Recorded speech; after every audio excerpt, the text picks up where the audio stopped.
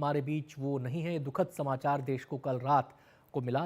उन्हें एम्स में भर्ती कराया गया था शारीरिक समस्याओं की वजह से, लेकिन रात 9:51 पर उन्होंने अंतिम सांस ली। आपको बताएं कि एम्स की तरफ से जो जानकारी दी गई उसमें ये बात आई कि रात को 8:06 पर उन्हें अस्पताल में भर्ती कराया गया। 9:51 पर उन्होंने अंतिम सांस ली और आज पूरा देश उन्हें नम आँखों से याद कर रहा है, उन्हें श्रद्धांजलि दे रहा है।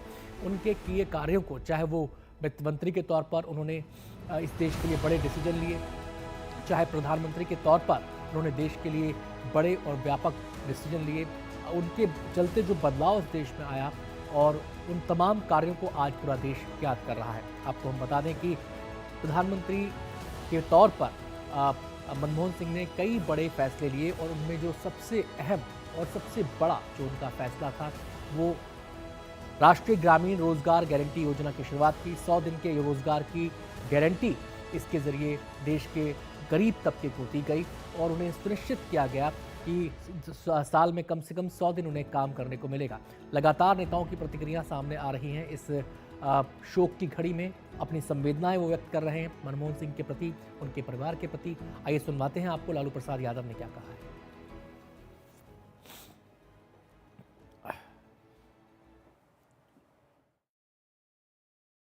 कि उनकी मृत आत्मा को, उनके सोल को शांति प्रदान करें और उनके शोक संतप्त जो परिवार है उनको भी शक्ति मिले। लालू जी, आप हमेशा उनके जन्मदिन पर या जब भी कुछ होता था तब फ़ोन करते थे, हम लोग को याद है, और बहुत अच्छे ताल्लुकात आपके उनके साथ हैं। बहुत अच्छा ताल्लुकात, मेरी प्रशंसा बहुत करते थे। उनके काल में ही रेलवे में भाड़ा कम किया गया, देश आगे उन्नति किया, काफ़ी उन्नति किया। 10 साल तक वो प्रधानमंत्री थे, आप लोगों को मालूम ही है। उनका नहीं रहे, बहुत तकलीफ हुआ हमको, काफ़ी तकलीफ हुआ। भगवान उनकी आत्मा को शांति प्रदान करे। वो हमारी देश की अर्थव्यवस्था को बिल्कुल सुरक्षित रखे, और जब पूरा दुनिया में बहुत तकलीफ हो रहे थे, भारत मनमोहन सिंह जी के नेतृत्व के कारण अच्छा रहा।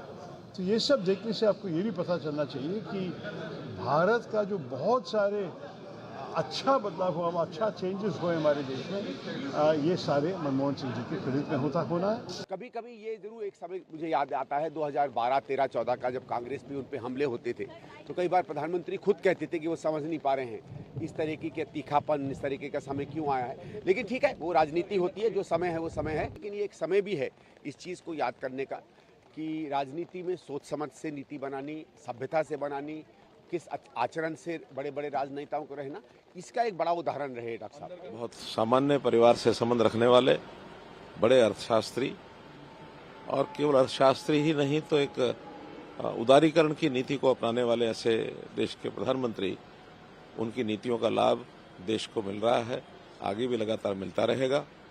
उनके निधन से एक राजनीतिक क्षति हुई है। मैं उनको अपनी ओर से श्रद्धांजलि अर्पित करता हूं। परिवार के और सभी संबंधियों को उनके जाने की इस क्षति का यानी सहन करने की शक्ति प्रभु प्रदान करे। मैं उनको प्रभु से प्रार्थना करता कि अपने चरणों में उनको स्थान दे। धन्यवाद।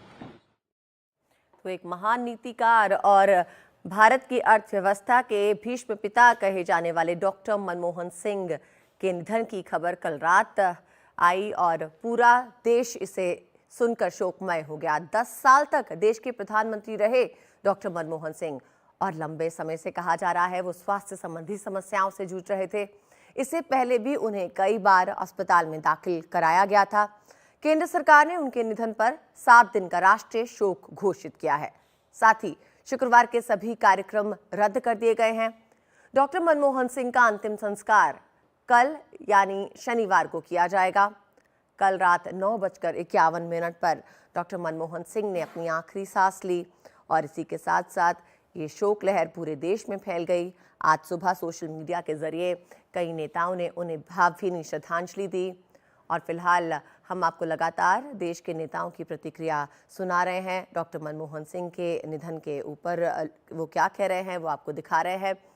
लेकिन आपको बता दें कि एक महान नीतिकार के रूप में डॉक्टर मनमोहन सिंह एक बहुप्रतिष्ठित नेता रहे हैं और उनके कार्यकाल में जो 2004 से 2014 तक रहा, उसमें कई ऐसे बदलाव किए गए जिसमें राजनीतिक विकास एक अहम बात है।